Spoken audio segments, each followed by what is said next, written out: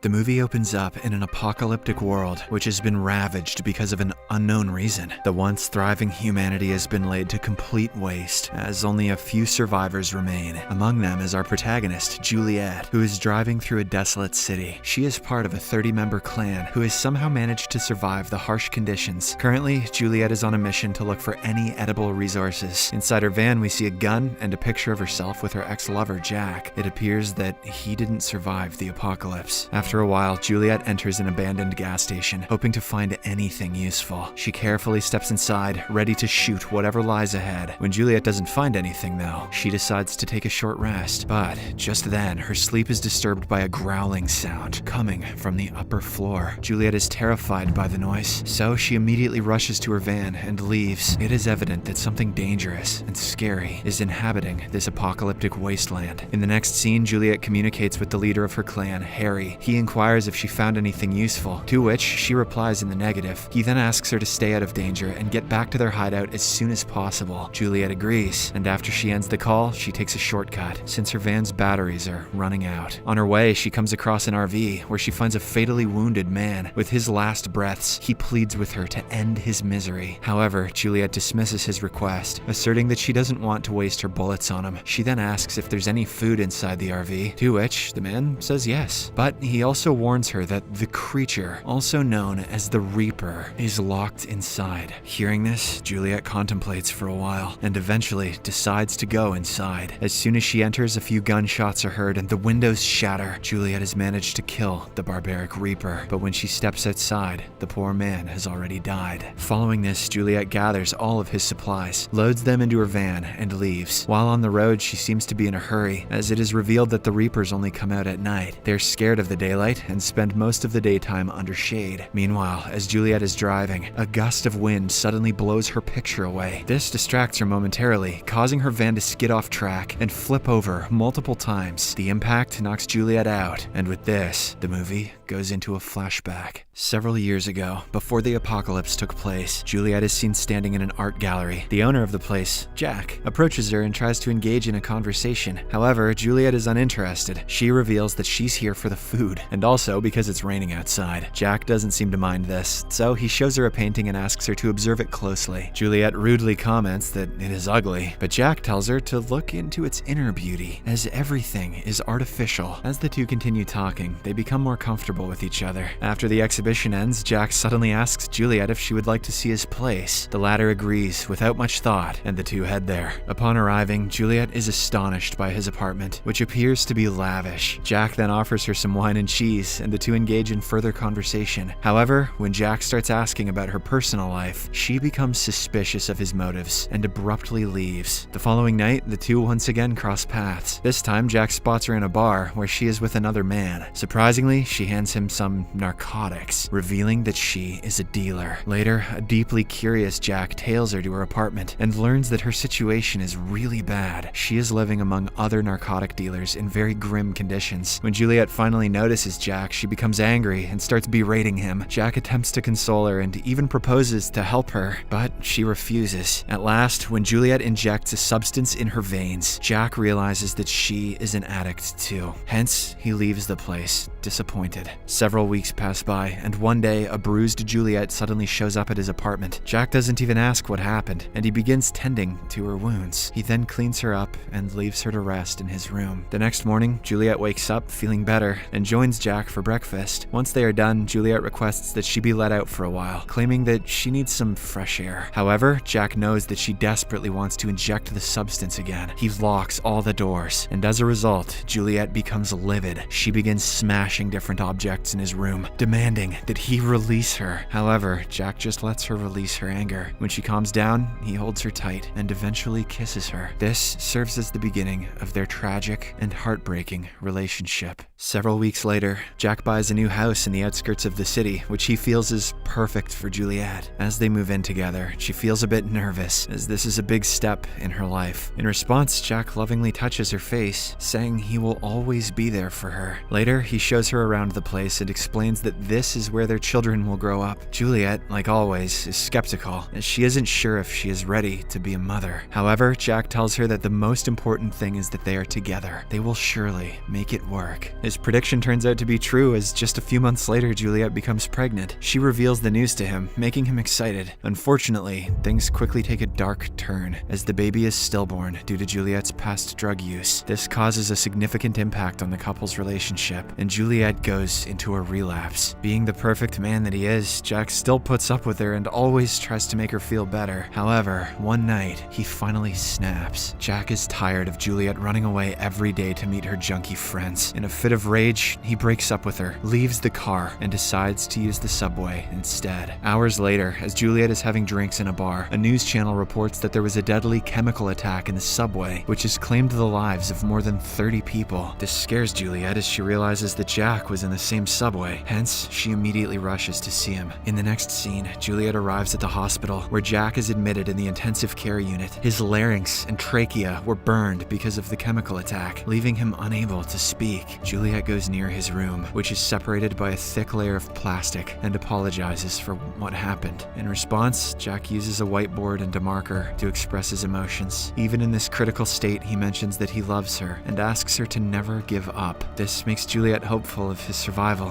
However, the next morning, when she enters his room, she learns that Jack passed away due to his injuries, leaving her utterly devastated. The movie then flashes back to the present, where Juliet finally regains consciousness. She feels a sharp pain in her leg, as a bone appears to be sticking out. To make matters worse, her gun is a few feet away from her. Since it is already nighttime, Juliet fears that she will be eaten alive by the Reapers. Hence, she decides to take matters into her own hands. After a lot of effort, Juliet somehow manages to free her leg from under the steering wheel. She then pushes her fractured bone back in place, washes the wound with alcohol, and makes a tourniquet for herself. The pain is excruciating, but it is her only hope of survival. After this, Juliet grabs her radio and attempts to call Harry, but the signal is too weak. Suddenly, she hears footsteps approaching her way, so she quickly grabs her gun and hides inside the van. We are then finally given a glimpse of this Reaper. The legs appear to be similar to that of a deformed human being. Juliet nervously watches from under the van, hoping the Reaper won't see her, but unfortunately, Harry calls her at the same time, causing her radio to beep. Panicked, she throws away the radio to distract the creature. Juliet is certain that she will be found, but to her good luck, the Reaper hears something in the distance and walks away. A few hours pass by, and Juliet throws some glow sticks outside to check if the Reapers are nearby. When she spots no one, she slowly moves ahead, still unaware of her surroundings. Just then, Juliet hears a sound, and when she turns around, she spots the deadly Reaper on top of her van. Terrified, she shoots at it once before returning to her hideout inside the van. She waits for the creature to come, pointing her gun in that direction. However, the Reaper appears from behind and yanks the window cover, taking Juliet by complete surprise. Its face appears to be completely deformed, as if the flesh has melted away. Juliet struggles to break free, and when nothing works, she starts the car and presses down the accelerator. Luckily, the wheels start moving, and this hurts the monster, causing it to retreat momentarily. After the close call, Juliet finally fixes her radio and contacts Harry. She frantically tells him that she's being attacked by a Reaper in the middle of nowhere. Harry promises to come for help, but for that, he will need her exact location. So, he asks her to turn on the beacon located inside the van. Juliet does as told, and finally gets the device to work. But when she looks around, she notices that the Reaper is back. It launches a deadly attack on her, but in the nick of time, Juliet turns on the headlights, causing the Reaper to run away in agony. After this, she again receives a call from Harry, who mentions that he has tracked her location, but unfortunately, he won't be able to arrive until the morning, as it is too dangerous right now. This leaves Juliet devastated, as she realizes that she is on her own now. A while later, she hears a vehicle pass by, so she desperately honks the horn for help. A man hears it and approaches her van. Unfortunately, he turns out to be a cannibal. He forcibly enters the van and attempts to stab Juliet, but right then, the Reaper shows up. It menacingly drags the man out and kills him. As the Reaper feasts on the cannibal, Juliet thinks of committing the unthinkable, but just then, she remembers Jack's final words, who asked her to never give up. This gives her enough motivation to keep living, so she decides to fight back. In a final act of desperation, Juliet brings out 2 fuel canisters. She then lights a flare and waves it around to attract the Reaper. When it eventually shows up, she leads it to the gas containers. Juliet then strategically shoots at them, causing them to explode. But, to her dismay, the cunning Reaper manages to run away without being harmed. After this, a fight ensues between the two. The Reaper keeps dragging Juliet around, but for some reason, doesn't harm her. Taking advantage of this, she shoots it twice at point-blank range, seemingly finishing it off. But